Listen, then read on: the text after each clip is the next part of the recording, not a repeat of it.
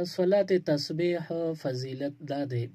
پیغمبر علیه السلام خپل تر مبارک ته یو ځل ارشاد او فرمایو چې دا صلات تسبیح داسې مونځ دی چې د دې برکات دومره دي، بنده چې یو ځل دا مونځ وکړي د ده پې ټول ګناهونه رب العالمین معاف کوي، کومه دعا وغواړي هغه پې قبلیږي. صلات تسبیح پیغمبر علیه السلام خپل تر مبارک ته تجویز کړي او ښودلی دي. هغې ته دا حکم ورکړی چې دا دومره افضل عبادت دی او دومره بابرکته مونځ دی چې دا په ژوند کې په هره لمحه یعنې هره ورځ دا کول پکار دي. که ټوله ورځ یو ځل اوزګار شوې وکړه، که د ورځو کې ټیم د سره نو وس دی نو کمزورې وې نو هفته کې یو ځل خامخا کوه، هره هفته کوه. که دغه وس دی نه نو بیا په میاشت کې یو ځل یې کوه، او که دا وس د چا نه نو خیر دی په کال کې یو ځل دی وکړي. که دا وس هم نو بیا خطا کوي دی نه په ټوله زندګۍ کې کم از کم یو ځل صلات تسبیح کول دا پکار دي. دا د حضور علیه السلام مبارک ارشاد او خپل تر مبارک ته د دې د وجې صلات تسبیح دا عبادت ته او دې له چته خامخا وخت ورکول پکار دي.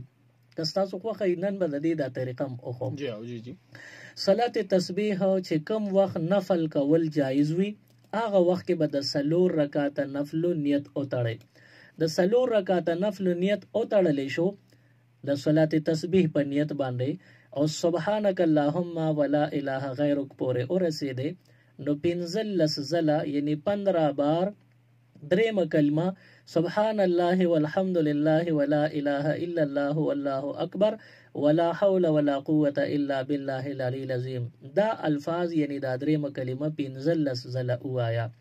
15 ځله پوره شو نو د دې نه پس اعوذ بالله بسم الله الحمد وللضالین او چې کوم صورت ویل درته اساني هغه صورت ووایه.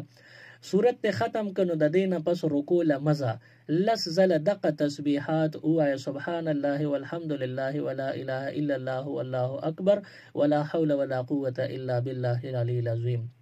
کتا کتلی دا 25 ځله شو. اوس د دې نه پس رکوع لاړ شه 3 ځله سبحان ربی العظیم ووایه.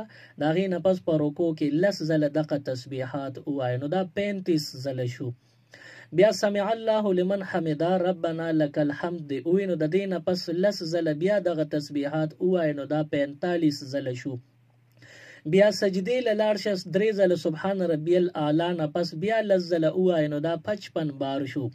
اوس د دې نه پس سجدې نه چې د سر راپورته کېناستې نو په دغه وخت کې د 2 سجدو منځ کې 10 ځله ووایه نو دا 65 ځله شو.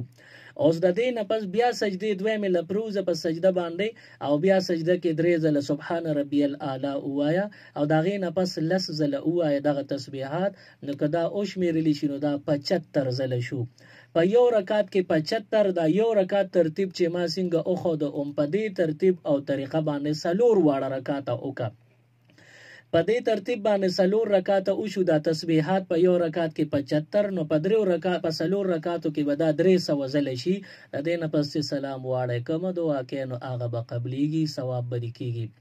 دې باره کې خلک ټیلیفون کوي. پرون مې یو ملګري یو تمانځونه ټیلیفون کړی چې یاره صلات تسبیح د زنانو یا د نارینو په جمع باندې جایز دي که نه؟ نو زنانه او نارینه صلات تسبیح په جمع باندې کوي نو دا ناجایز دي، دا ګناه ده. په جمع باندې دا تسبیحات والا صلات تسبیح مونځ دا نشته، دا ممنوع دی. ځکه پیغمبر علیه السلام د دې تاکید کړی دی خو چې ته په خپله یا د صحابه کرامو یا د امت د مشرانو علماو مشایخو نه دا ثابت نه دي چې چېرته د تسبیحاتو د مونځ یعنې د صلات تسبیح چېرته جمع شوې ده د سړو یا د ښځو نه، چې دا ثابت نه دي نو دا ثواب په ځای عذاب دی. صلات تسبیح دا انفرادي یو عبادت دی، دا به انفرادي کولی شي. که نارینه نو هم به ځان لکوي، که زنانه نو هم به ځان لکوي، په جمع باندې نه کېږي او ګناه ده.